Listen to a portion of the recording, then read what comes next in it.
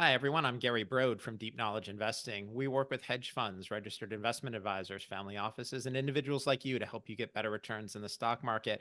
Many of you are already noticing our normal host, Robb Fahrion, is not with us. He's traveling today. So his host seat is being filled by Howard Friedland. Howard is a member of the Deep Knowledge Investing Board of Advisors. He is one of the most knowledgeable people on wine, scotch, and spirits in the southeastern United States. A couple of years ago, he made a shift to both residential and commercial real estate. He's one of the top brokers at Ecofine Properties. And most importantly, Howard is also the editor for Deep Knowledge Investing. For those of you who read our work on the website, if it's legible and you are not reading 87-word sentences, you should thank Howard. Howard, thank you so much for filling in. It's good to see you, Gary. It's good to meet you, Alex. I'm glad to be here. Glad to All help. right. Well, let's introduce Alex. Everyone, every week I talk about the great contributions made by our interns, Andrew Brown and Alex Petro. Alex has decided to join us tonight to talk about his view of the five things. For clarity, he and Andrew do the heavy lifting. They choose the topics. They do a ton of the writing. They do images. If you see a really funny AI image, it's almost certainly something Alex has done. He is joining us from the University of Exeter. Many people have asked me if we are intimidated working with somebody who has Alex's very high IQ, and the answer is no, we're not intimidated, but it's a pleasure. Alex, how are you? I'm very well. Thank you for having me. And likewise, nice meeting you, Howard. Pleasure. All right. Howard, you want to get us started? Love to. So this week's five things starts in China. So they've got a stimulus going right now, dealing with liquidity issues. What do you see here? So all of this started, actually, it's been going on for months. And the issue in China has been their economy has been faltering. It's something we've talked about a lot in relation to some of our portfolio companies. There have been all kinds of concerns about the Chinese economy, and they've actually been facing deflation, which, unlike the disinflation we've had here in the United States, means their prices for a lot of items have actually been declining. Imagine seeing lower prices. But because their economy is slowing badly, about a week ago, their government took a long series of actions to improve liquidity there. They have put, more money into the system. They've lowered reserve levels for the banks, freeing up capital for additional loans. They've lowered mortgage rates. And on top of all of that, they have actually made large amounts of funds available for people to buy Chinese stocks. They are trying to prop up their stock market. The other key thing that they're doing, they also lowered mortgage rates. And this marks a huge change in China's policy. It wasn't so long ago that the Chinese government was telling their citizens, housing is not for speculation, it is to live in. And the reason they were doing that is because Chinese people tend to store their wealth in real estate, just like many US citizens. We tend to store our wealth in the stock market, although lots of people here are involved in housing as well. It's not a bad way to save and invest and have some sort of hard assets.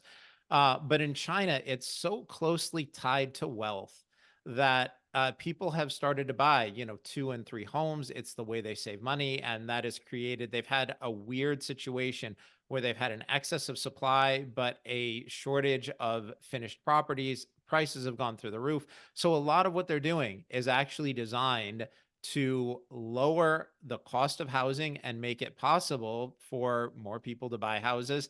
This is really the opposite of what the Chinese government had been trying to do previously. So I know that you have invested in this region of the world before through DKI. How's this affecting you? Well, one of the things that we've been talking about a lot on the five things this year has been Las Vegas Sands. They are one of the world's largest gaming companies, and they have the leading market share in Macau, which is the biggest gaming capital of the world. And despite fantastic performance from the Marina Bay Sands in Singapore, Las Vegas Sands stock has been weak throughout most of this year. And, a large reason for that has been concerns about the Chinese economy. With all of this additional liquidity and some of it designed to prop up Chinese equity prices, Chinese property prices to make people there feel more wealthy, there is a lot of speculation in the market that money is going to find its way into Macau. And that's why in the past week or two, we've actually seen Las Vegas Sands stock price go from the very low 40s up into the, 51, 52 range. So that's, a 20, 25% increase in the value of the stock in just the last week or so. So, this is something we're glad to see. Excellent. So, shall we move on to the second point? Let's go. Chokepoint 2.0, banking, Bitcoin, and financial freedom. You've got a lot to unpack here. There's banking regulations, there's government oversight. Talk to us. Well, first of all, let's give credit to the people who really started talking about this story. Marty Bent from OnRamp Bitcoin wrote a fantastic article, and I'm happy to say I was able to be on OnRamp Bitcoin's their podcast last week. It's always great talking to those guys. And a couple of weeks ago, Marty interviewed Caitlin Long, who is the CEO of Custodia Bank. And Caitlin and Marty talked about there is now evidence that our government conspired to kill Silvergate Bank. So if you guys remember about a year and a half ago when we were having those issues with a certain number of US banks, some large ones, some medium-sized ones, Silvergate Bank was one of the ones that was closed down. And at the time, the story we were told was, well, they don't have enough reserve protection. They're losing value. Their bond portfolio is declining, and we need to wrap it up before their customers are not able to get, their deposits back. They were worried about a run on the bank. So it turns out that there's evidence that none of this is true. The White House and Senator Elizabeth Warren and other key regulators in the Federal Reserve appear to have conspired to kill Silverbank. They were told they needed to drop their digital asset customers, and that reflects a broader government strategy to stifle Bitcoin and other digital assets. And the way that we know that the government action was fraudulent and wrong is because Silvergate Bank, when they wound down, they had enough capital. They were able to return all of their depositors' money. And so what we're seeing here is something completely different, right? It clearly wasn't a safety issue, so it must have been something else. Interesting. Why are they shutting it down? Well, so I think there are two things happening. One, there's a natural reason why the US government would be against Bitcoin and other digital assets. The advantage of having your own fiat currency, and fiat is just a fancy word for a government sponsored currency. In the case of the United States, the dollar used to be backed by gold. Now it's backed by faith and credit. So we're talking about the credit of an organization that is $36 trillion in the hole. And, if you had faith in the US government, you wouldn't be watching Deep Knowledge Investing do the 5 things. There's no one in our audience who has faith in the government. And faith is a wonderful thing. And we suggest that you invest that faith in your family, your friends, your spouse, your clergy person, your church, your synagogue, but not in the government. And so the advantage of having a fiat currency that you control is something called seigniorage. And that's just a fancy way for saying that the government is able to use their power of creating currency to take value. And so think about it this way. When the government creates currency and we have inflation, we tell people don't think about it as rising prices. Think about it as a loss in the purchasing power of your dollar. So the question is, if you're losing purchasing power, where is that going? Well, the government is stealing it from you a little bit at a time. The more people who are using Bitcoin or other digital assets, the less power they have in the dollar. So Bitcoin is a threat to the dollar. The other thing that's happening, and I'm really sorry to talk about this because it's disappointing, but the government has been using a variety of ways to pressure banks to drop services to companies engaged in legal businesses where the government doesn't approve of the business. And that is absolutely unconstitutional. It is a misuse of power. Denying banking services to legal companies is a misuse of power. And that's a crucial point. And so, basically what we're seeing is the government is killing banks if they lend to people engaged with, on industries that aren't favored at the moment, and anything related to Bitcoin, they're killing these banks. And so, my question for the people watching this, is do you want the government and an unelected bureaucracy to have this much power? And before any of you answer, just remember the party that you don't like will be in power at some point in the next 4 years or 8 years or a few months or whatever it is, right? Whether you're on team red or team blue, somebody you don't like is going to be in a position to make that policy, right? I don't want the government involved in that kind of activity. And I want to applaud Caitlin Long and Marty Bent for making this clear to people. One final point I would make on this, and this is a really important one, and I think Caitlin has been on this story and right for years. The government has denied, and the Federal Reserve has denied banking charters and a Federal Reserve master account to fully reserve banks. And they claim that it's about safety, but every other bank that's approved by the Fed is fractionally reserved. And that's just, again, a fancy way of saying that the bank lends more money than it takes in, right? So if the bank has, I'm making this up, $1 million of deposits, they might make 2 or 3 or 5 or $10 million of loans and creating currency doing that.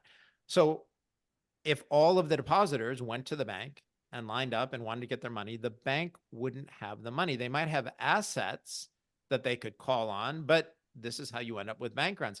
A fully reserved bank can't have that problem. A fully reserved bank has all of the money on hand. It is by definition safer. And the reason the government is rejecting these and pushing people away from them is because what would happen, right? Right now, if you're listening to this and you have money in the bank, your money is in a fractionally reserved bank you bought into the system, and you think it's your money, but it is not your money. You are an unsecured creditor to the bank. It's a very unpleasant way to think about it, but the truth is when you put your money in the bank, it is no longer your money. You are a creditor to an institution that might fail.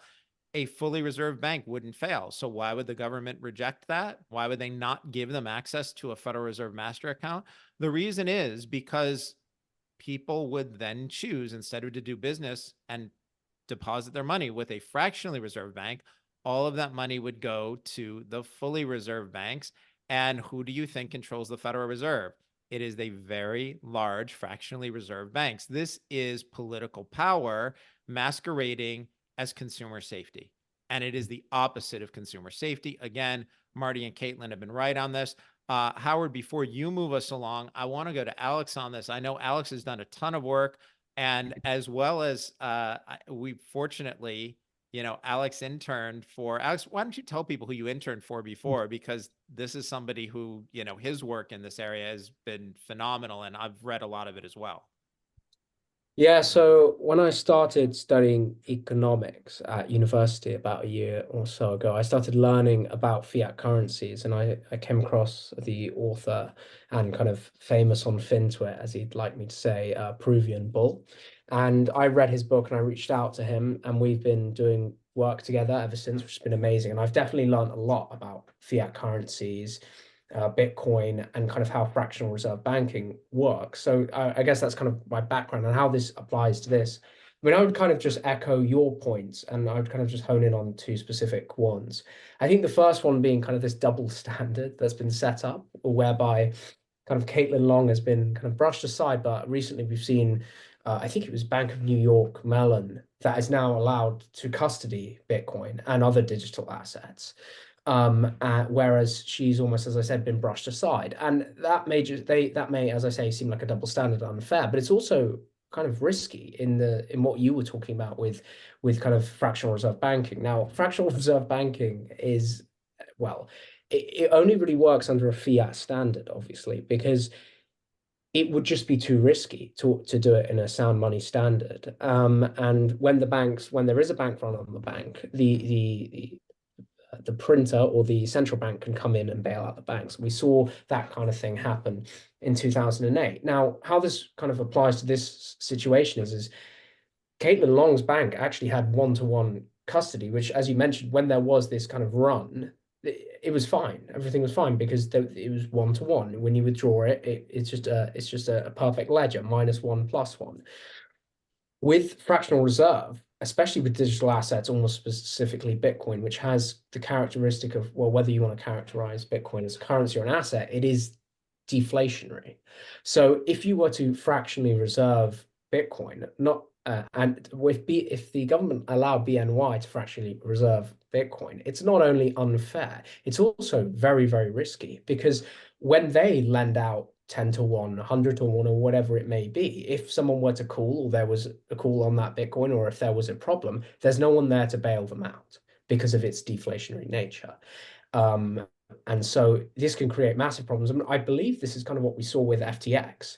And so that's why, although keeping your Bitcoin in one-to-one custody with kind of Caitlin Long or whomever, the brilliance of Bitcoin is that you can keep it in self-custody, where you don't have to trust anyone by yourself and no one can loan it out against you. So yeah, just to wrap up, I think not only is this unjust, but it's quite risky as well to be doing things like this. All right. All great points, Alex. I'm going to leave everyone with 3 key things that you can do or should do. For people listening to this, we suggest that you follow Peruvian Bull on X, formerly Twitter. He's worth And on reading. YouTube, and on YouTube now. And on YouTube, yes. If you are at the Federal Reserve and you are watching this, we suggest that you approve a Federal Reserve master account for Custodia Bank and apologize to Caitlin Long. And for people listening to this, yes, we still like Bitcoin a lot. And if you own Bitcoin, please do not leave it on the exchanges. We recommend self-custody.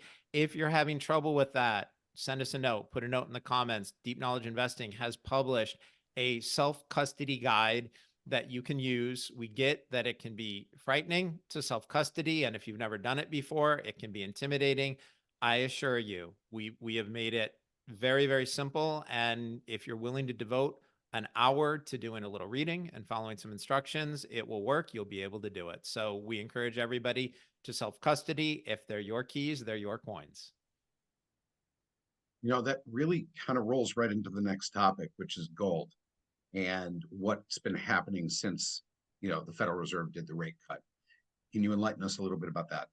Yeah, so Deep Knowledge Investing, we have owned gold since 2020. It has been a hugely profitable position. I believe gold is up about 30% this year, which is well ahead of the S&P 500 at about 21%.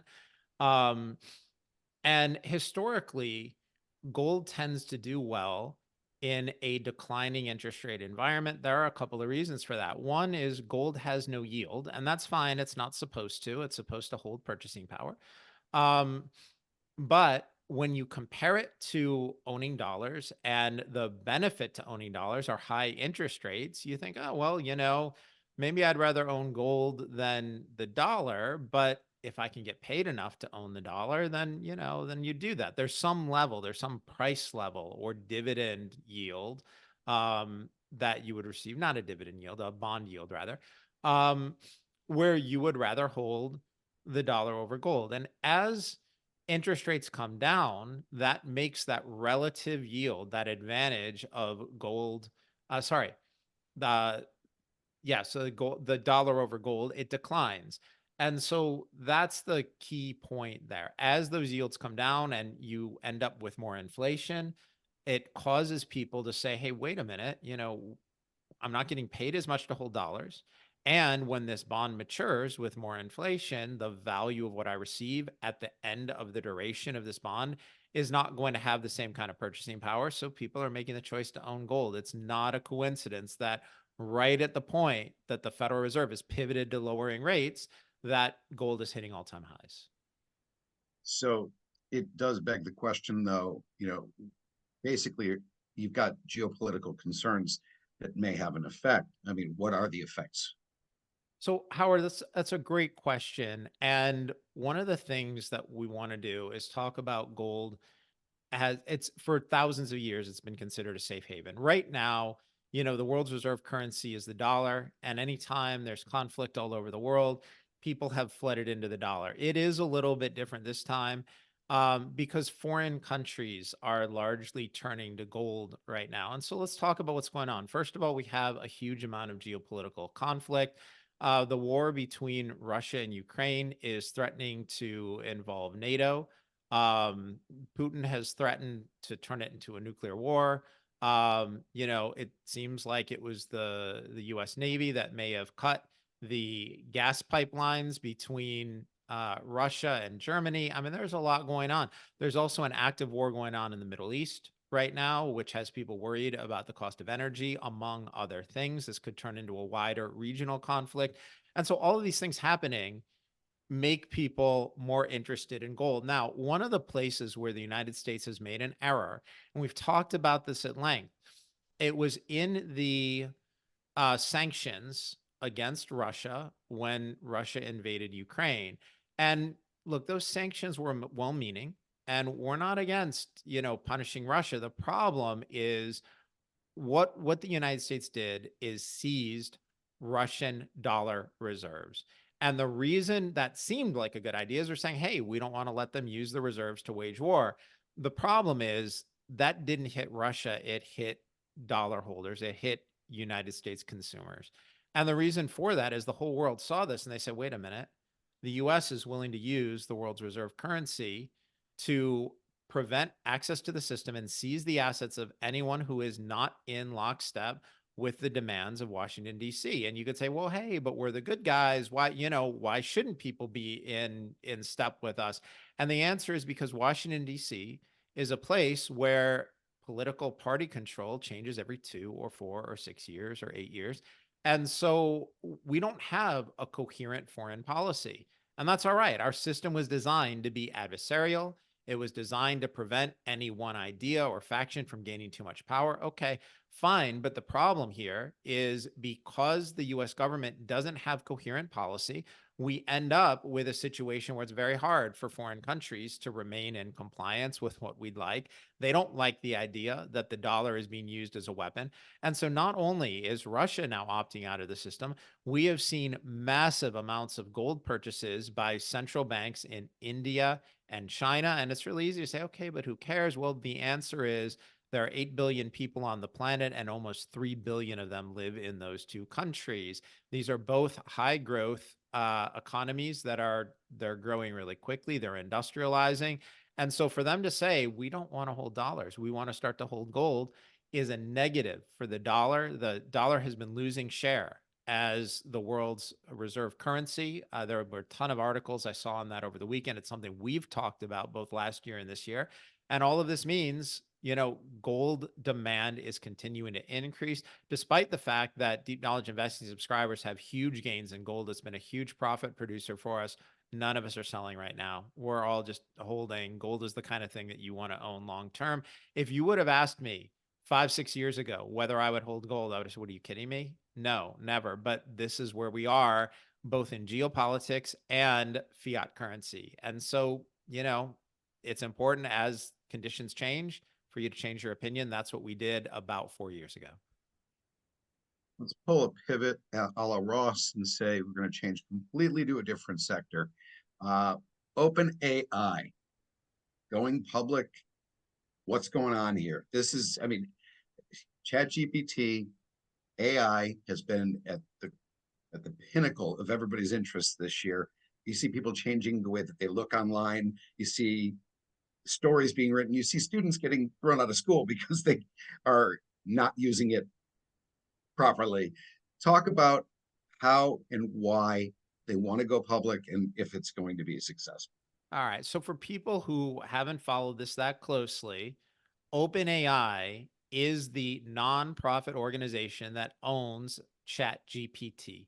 Now, fortunately, we have Alex here with us who has used ChatGPT to produce some very funny memes for us and some really funny images. And he's been great about using generative AI in really creative ways. OpenAI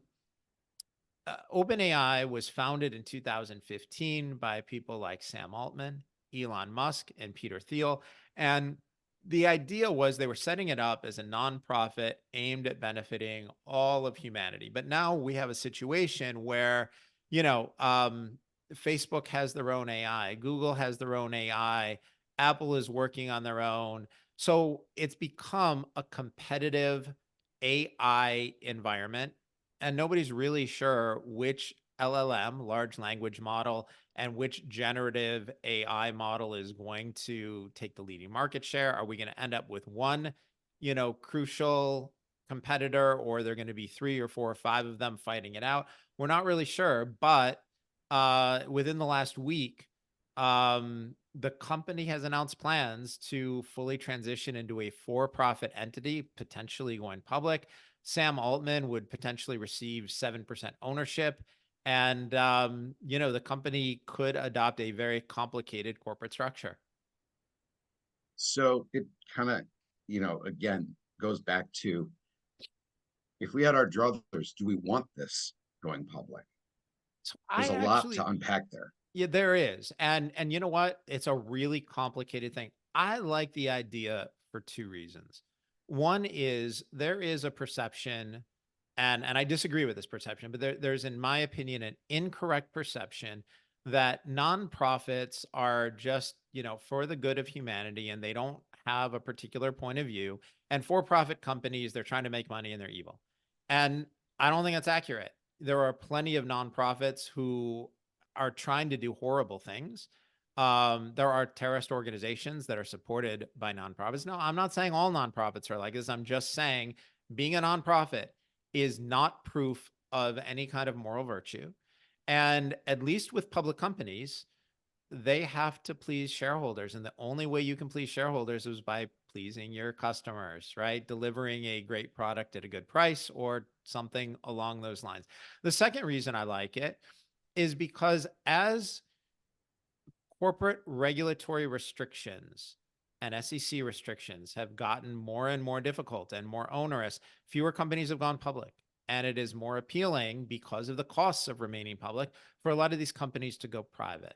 And so we have a decreasing number of public companies in the world and in the United States. And it's been years and years and years that the Wilshire 5000 hasn't had 5,000 companies in it, right? So the available companies for us to invest in is actually decreasing. I like when creative, innovative companies decide to go public because it gives everybody a chance to invest in it, right? Like right now, there's no way for individuals who aren't invested in, really expensive venture capital funds or private equity funds to directly invest in OpenAI or artificial intelligence. Everybody's been playing it in the picks and shovel way. Like NVIDIA has been a great play in that field. Okay, fair enough. But, I like the idea of more people, including people who don't have, enough money to invest with venture capital firms, having the opportunity to invest in innovative companies like this.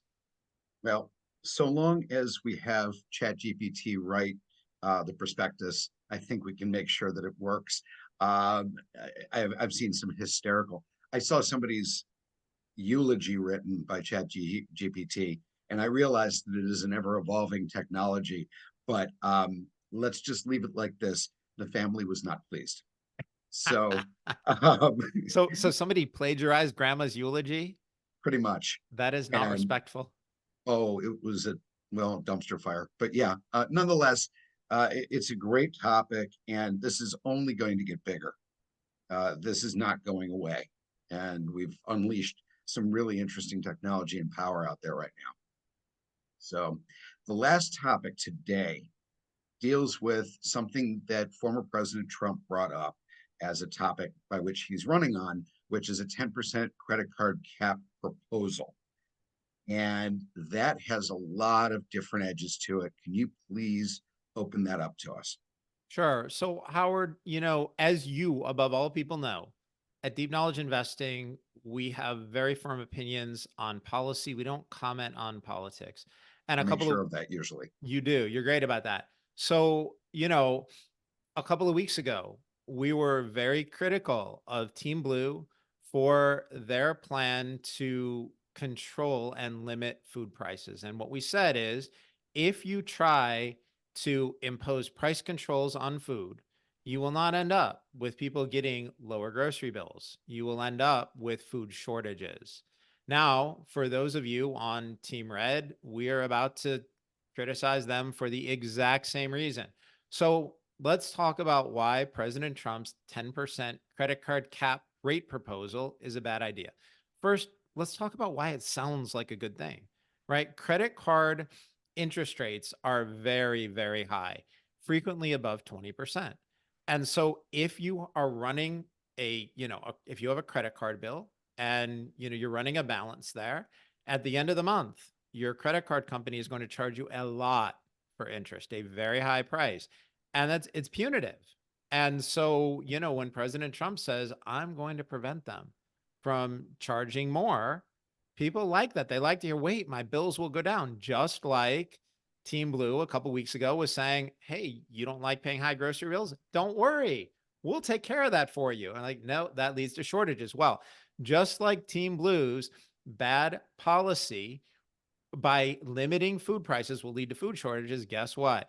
If Team Red tries to limit credit prices, we will end up with credit shortages. So here's what's not going to happen. What's not going to happen is people who are running balances on their credit cards are not all of a sudden going to see lower rates and lower bills. What will happen is you'll have a shortage of credit. And anybody whose credit score doesn't start with an 8 or, something in the high 7s is going to be looking at potentially losing access to credit. You're not going to get lower bills. You're going to have the credit card company say, wait a minute, we are now staring at, US credit card consumer debt right now is over $1 trillion and delinquencies are starting to rise. So if you tell these credit card companies, you can't get the price that you need to make all of this work, you can't, earn interest on people who are very likely to default, the credit card companies are simply going to say, okay, we understand, then we will no longer extend unprofitable credit. And you could say, okay, well, wait, why is that a problem? Here's why that's a problem. It's really easy to say, hey, wait a minute, I carry a balance on my credit card and paying 22%, 23%, 25%, whatever the number is. They could say, wow, this is really hard. But I'm going to tell you what else it is. It's a lot cheaper than bouncing your rent check or, bouncing your cell phone check or something like that. When you are not able to pay your bills on time, your services get shut down or you face late fees, or if your check bounces, you end up with late fees from the, from your vendor or your landlord. You end up with interest expense. You end up with bounce check fees from both your bank and the other bank. And it can end up costing people, you miss a rent payment or bounce a rent check, it can cost people hundreds of dollars. And so it's really easy to say, oh, well, we hate those evil credit card companies because they're charging too much. Yeah, that's fun, right? It's really fun to say, hey, they're bad people.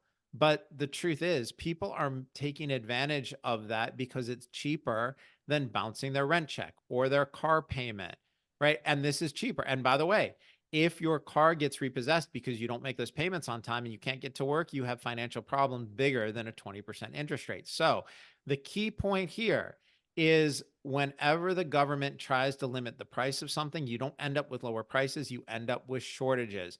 We could end up with food shortages from Team Blue and credit shortages from Team Red. Neither one will help consumers. They will make things worse for low income people. And that's something that we're against. Now, for people who are saying, okay, wait, this sounds terrible either way, what do I do? Okay, here is our advice. Our advice is do everything that you can to try to live below your means. Try to pay off that high interest rate credit card debt. I get it. I know it's hard to do. I know that between higher rent, higher fuel prices, insane grocery store prices, I understand it's hard. But this is your best path out. Do all that you can to try to spend less than you make and try to pay down those really big credit card bills. And in the event that you can't, take a look, right? What is better for you? Is it better for you to miss a payment or be late with a payment? Or is it better for you to pay that, punitive 20% and then make the decision that's best for you? We get that for some people, it's going to be really hard and, it may take you some time to work at it, but that is your best path forward.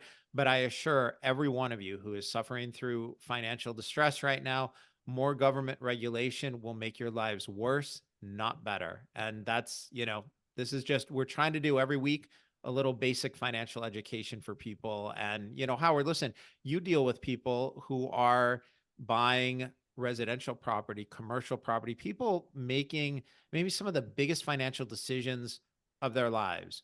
And you have to deal, most of these people need mortgages. So you're dealing with credit, you're dealing with people making big financial decisions. You're looking at people's individual finances. What are you seeing in the South Florida property market on this?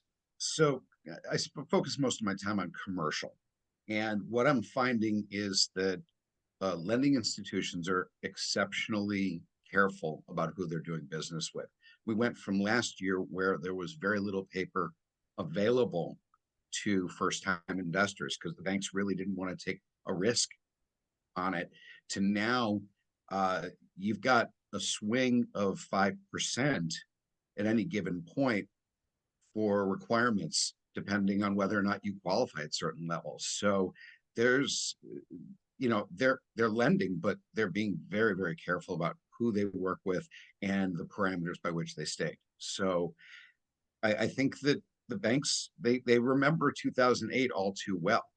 So they're being very, very careful about how they go about business. So that line, they're being careful about how they go out their business. To me, that's the key thing, and it proves our point. So I'm going to wave my magic wand here, which is really just a pen, and say you are now the credit manager at a large South Florida bank. Howard, what are current 30-year mortgage rates for people with, let's just say, average to good credit? So so average to good credit, I've seen rates uh, as low as the upper fives Okay, for so people. let's say 5 3/4. Mm-hmm. Now let's say I'm a government regulator and I come to you. You are now the head of credit at a South Florida bank, and I say, yeah, I see that you're charging some people 5 3/4 for their mortgage rate for a 30-year fixed. New government regulation, you can now charge only 4%, nothing more than 4%. So here's my question, Mr. Bank Portfolio Manager. Is everybody going to start getting lower mortgage payments, or a bunch No, of there's going to be, people not oh, going to they're get going to be, mortgages? no, it's going to limit the number of people we can do business. So And in it's other simple. words, a whole bunch of people who Oh, could pay yeah. 5 3/4, they're going to get no mortgage at all. So think about it this way also. The multiplier effect of this whole thing is as credit changes, so does buying. And when you're buying, let's say, in the realm that I'm working in, whether it's a home, an investment, and you don't qualify, it's not that you're rolling into something else because you're not going to get it. So either you're going to go with hard money loans, which are tremendously more expensive, or you're going to go away from it, period. So you've got, and think about this. I mean, if a certain percentage drops out of the investment field for real estate, what is that going to do for the industry? There's going to be fewer agents, there's going to be fewer firms because the demand's not going to be there. And that's a big deal. And beyond that, you're going to have a whole bunch of people who want to buy their own home and will be Mm-hmm. priced out of it by the government. They will be told that at the price you would need to pay to buy your home, you are not allowed to do it. You will not end up Yeah. with lower price credit. You will end up with credit shortages. Every time the government tries to determine the price of something, you create inefficiencies. You don't end up with poor people better off. You end up with poor people being denied services, or in the case of Team Blue's plans, you end up with them being denied food. Right. But either way, this is how you create shortages of goods and services. Now you need government to stay in their lane, so to speak. And as much as we hate credit card companies charging exorbitant fees, your answer is exactly right. And that is be responsible for your budget and do not hyperextend. This is the wrong, it's never a good time, but this is definitely the wrong time to be doing that. So we've got to pare back that trillion Yeah, there somehow. you go. All right, so I think we're at the end here. We'll get ourselves wrapped up. First of all, want to thank Alex for joining us today and the great work that you and Andrew do every week. So glad to have you on the 5 things. The contributions you guys make are incredible. We are thrilled with the work you guys are doing. Want to thank Robb Fahrion for being our regular host, even though he had to miss this week, but his seat was ably filled by Howard Friedland. Howard, thank you so much for joining us as our guest star and host. Glad to be here. And for all of you watching, Thank you so much. We know your time is valuable. We appreciate you spending it with us. If you want to like, subscribe, comment, we'd love to have your support. But, hey, just like the government doesn't get to boss us around or shouldn't be able to, you do whatever you want. We're good either way. So thank you, everyone. And we will look forward to seeing you next week.